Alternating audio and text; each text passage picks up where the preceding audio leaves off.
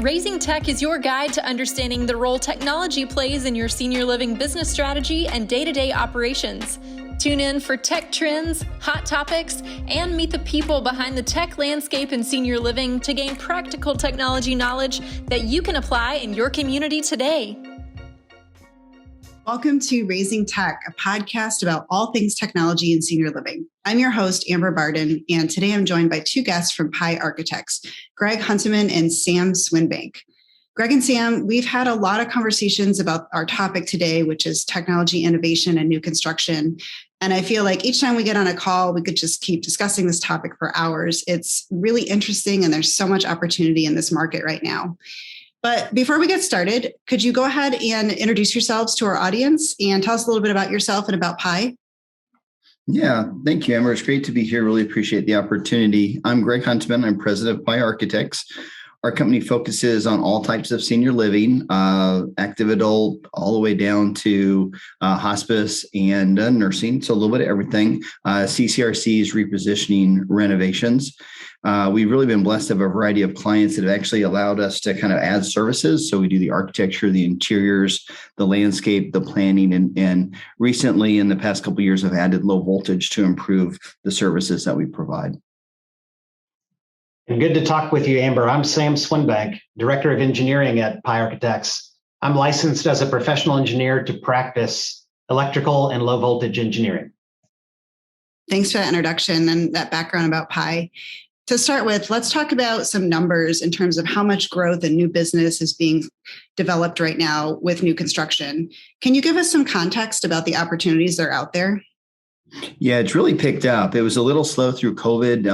The banks were a little slower, but really in a weird way, the IT kind of did not really pause. The desire to connect with people remotely really amp up the marketability, whether they're trying to continue to fill up or maintain occupancy in existing building or the blue sky side of it. So really, amping that up as it's harder for families to get into the communities on the marketing side. So in a weird way, the IT didn't quite take the hit that I would say the new construction and significant repositionings have taken it. So really in the past, say 2-3 months, we've really seen a lot of positive movement on the new projects. They've kicked off numerous projects in several states where we're starting to really think through how we're doing, because the cost of construction has grown so much, and the cost of land and staff and everything, that really we're having to really start thinking even deeper about what we're doing, how we're providing the services to the residents, the construction costs. How do we try to mitigate that a little bit? But in a weird way, it's kind of the new norm. So I think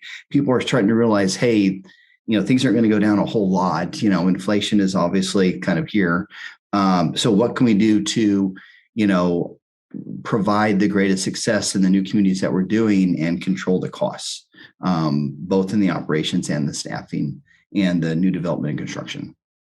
So it sounds like what you're saying is we're really seeing an explosion of need in housing services in the marketplace today. And what people are looking for now is very different than in the last 20 years or so. Greg and Sam, what are you seeing as the top needs in new buildings that's different than in the past? Really, it's the social integration. People are realizing through COVID that the wellness of the residents is critical, and being isolated and not integrated. And really, that's what I think brings most of the residents to the communities and out of their houses. They really need that, the socialization, the integration with other folks. Numerous studies are starting to show that the lifestyle, the social engagement that people have is just as critical as the genetics. And that's something, relatively new, I'd say, from that standpoint. And really it improves really their satisfaction. It improves them, inviting their families and friends into the communities. So I think that's super critical in how we're doing it. And that engagement can be done in so many different ways. It can be done in the kind of video engagement that we do with signage. It can be done as applications. We're doing a lot more working with apps and how they integrate with residents. So, the biggest challenge is more of an active adult independent living community that is low staffing, but they want to feel like they have a higher touch. But then the privacy aspects of being in their unit. So it continues to evolve. The residents are just wanting a lot more than they used to. It's a lot more expectations. So we're seeing a lot of innovation, a lot of new systems, a lot more focus on the resident experience, especially when it comes to technology. However, there still are core systems that are expected and need to be installed and maintained as part of these projects. Things like emergency response, door access, et cetera. And from my experience, it feels like there's not been a lot of innovation in those areas and in those types of systems. And that can feel really frustrating. For example, you're building this beautiful new building, and then you're putting a nurse call wall unit that looks like it's from 1970. It's plastic, it's yellow, the pendants are still, just unappealing. What are your thoughts on why hasn't this technology evolved more to look like a Fitbit or an Apple Watch, or why hasn't the design of that technology kept pace with innovation in other areas? So I think the biggest challenge is we've seen lots of devices kind of come through the system where they're really cool, they look really interesting.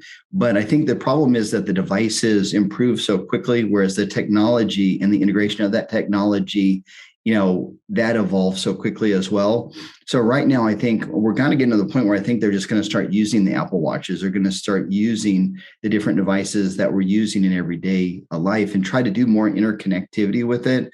We're involved with Ziegler's Linkage Group, which is kind of interesting. They're doing a lot more of kind of investing in the different companies that they see are going to provide those future devices, the future just technologies, whether it be software or hardware, to folks.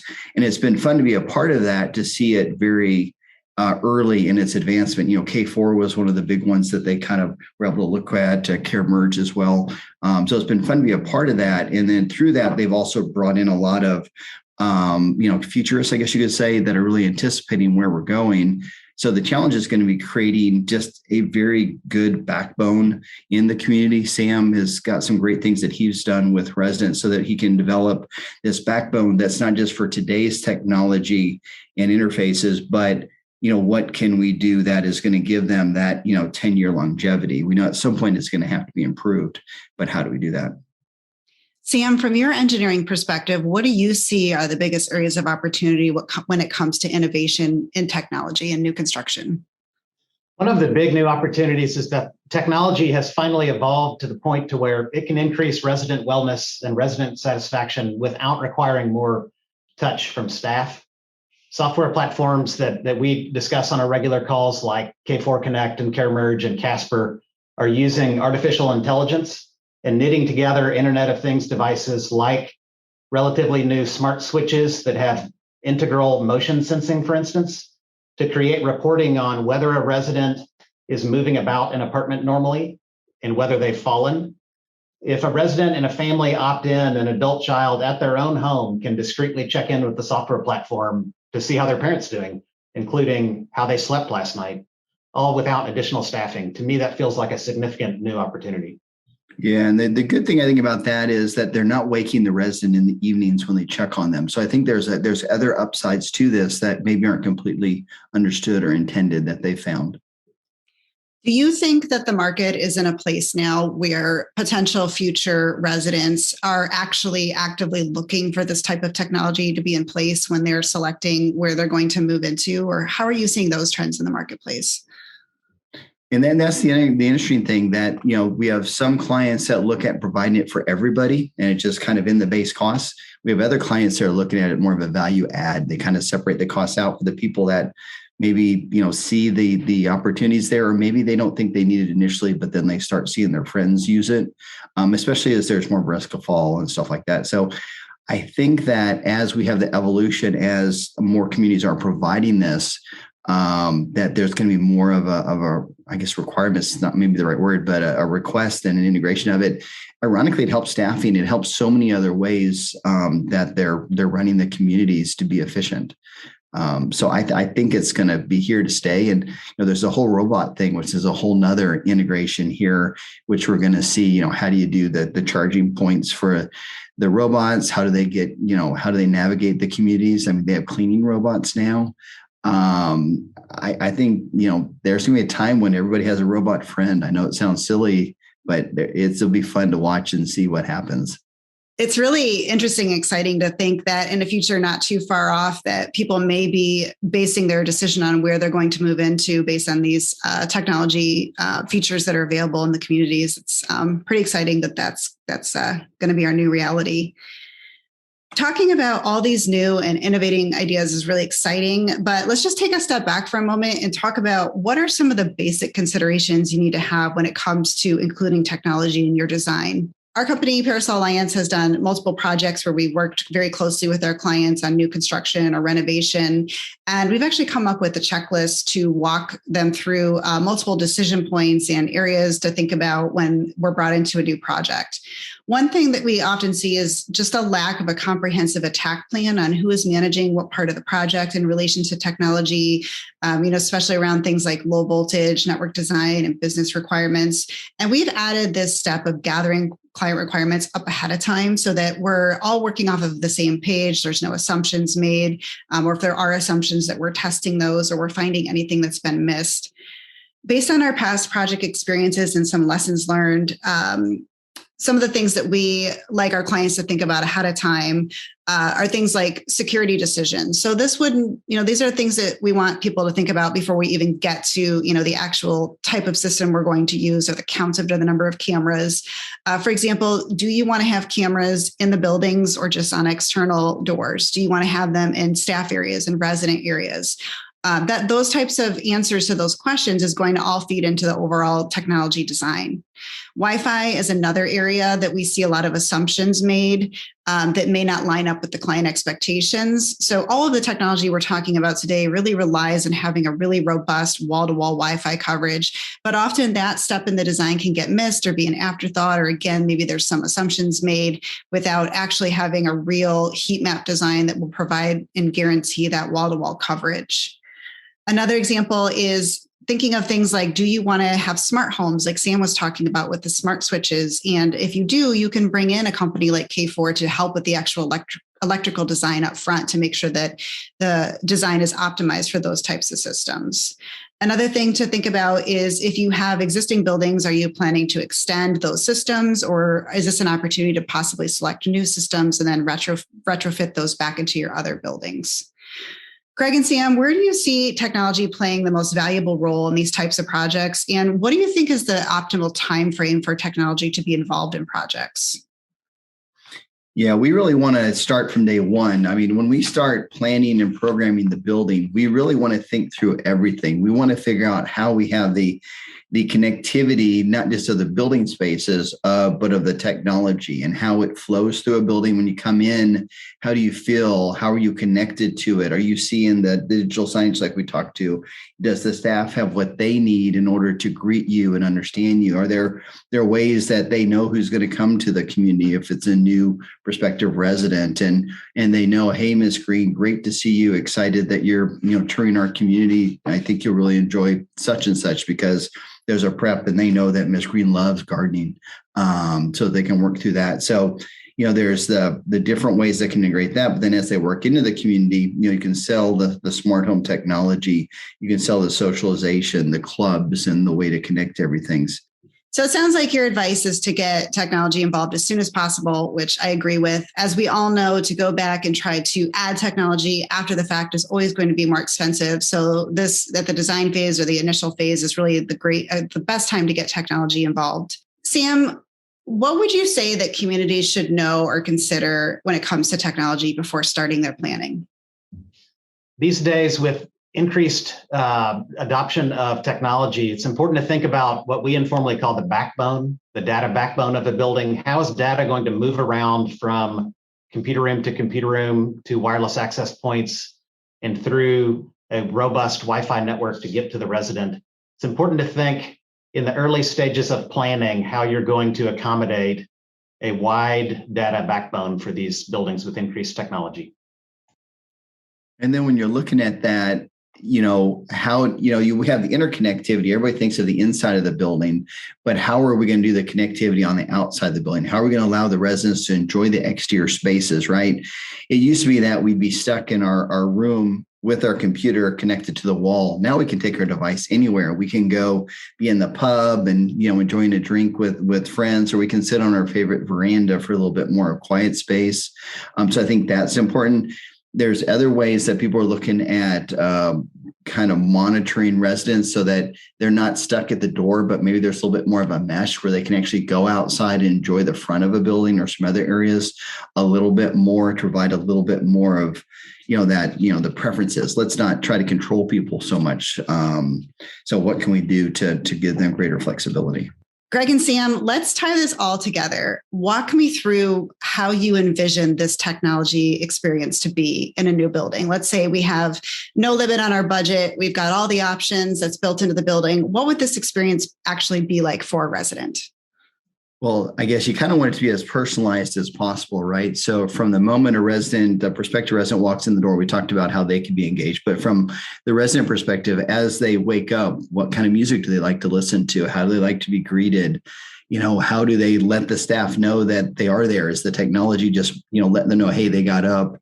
How well did they sleep? You have the wellness devices that are kicking in to say, hey, Miss Green's doing great today, or I sense there's something off in her balance. Maybe we need to give her this type of food or whatever. So how do we get all of the different services that we already provide and really amplify and improve the integration to the resident lifestyle? Then once they leave, how is Alexa reminding them of the different activities that are today, or how do they integrate in a way that they're friends? They're not just a device that's kind of stagnant. Is it where the TV is actually displaying it as well? How does the TV system integrate with the overall I guess lifestyle integration might be a way of putting it.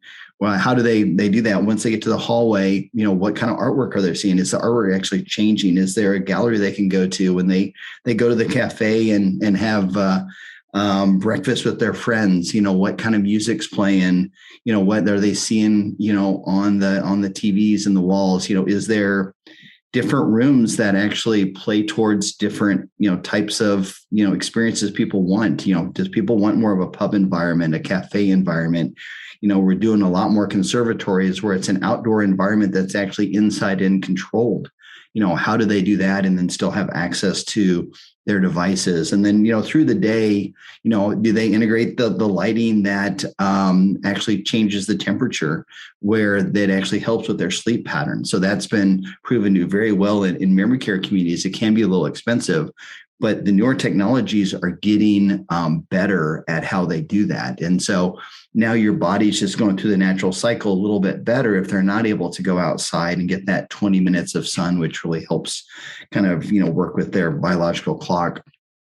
So how do you do that so that there's a more seamless, comfortable, day cycle, I guess you could say, but then not the sameness of everything. How do we do it so it's actually broken up? Because I think what we find in these communities is that nobody wants to go to the same place every day. I know in a house to a certain extent you do, but when you go outside of your house, you want a variety of options. And, it sounds silly, but you may actually want to go to the same place every day, but you want to know that you could have gone to a different place, if that makes any sense. And then obviously with the seasons, how do you integrate that? So I think just kind of a seamless cycle where it feels a little bit more catered, but then in a weird way, not too perfect. That's where the matrix went wrong, right? So that's what you're trying to figure out is, how do you get that balance? And each person's going to be different. I mean, then that's what's going to make it so challenging.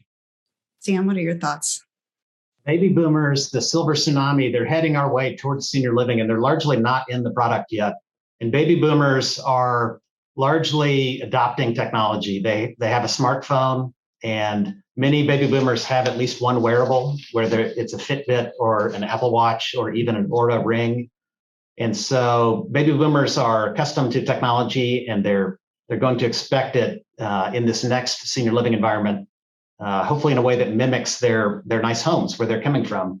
So inside an apartment, smart home devices like an Amazon Alexa paired with a smart thermostat, smart light bulbs, and even smart blinds will give this future resident more control of their home independently.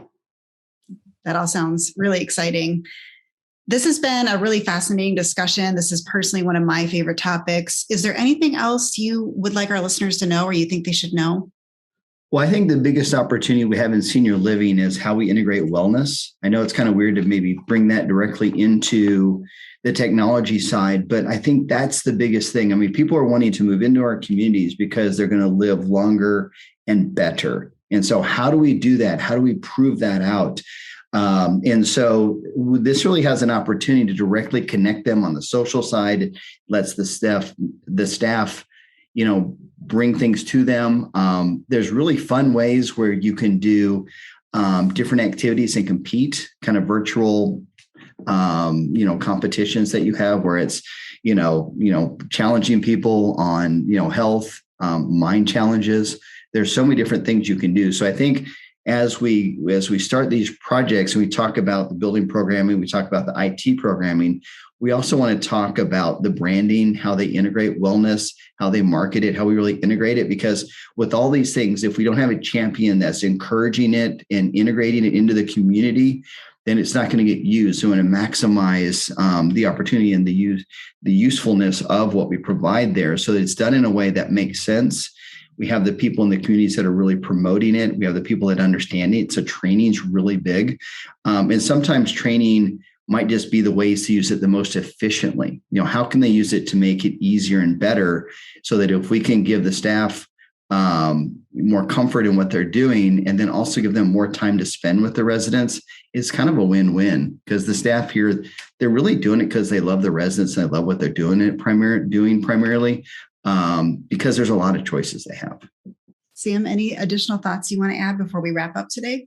Our advice, having seen this many times, would be to plan for a robust data backbone. You can, in a way, future-proof your building by allowing large amounts of data to move throughout.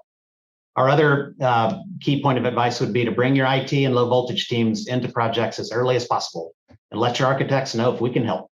Thank you so much for listening today. Thank you, Greg and Sam, for being on the podcast today. Really enjoyed our conversation, and be sure to tune in next month for new topics. Thanks for listening to Raising Tech, where we help senior living communities unlock the power of transformational technology. This podcast is powered by Parasol Alliance.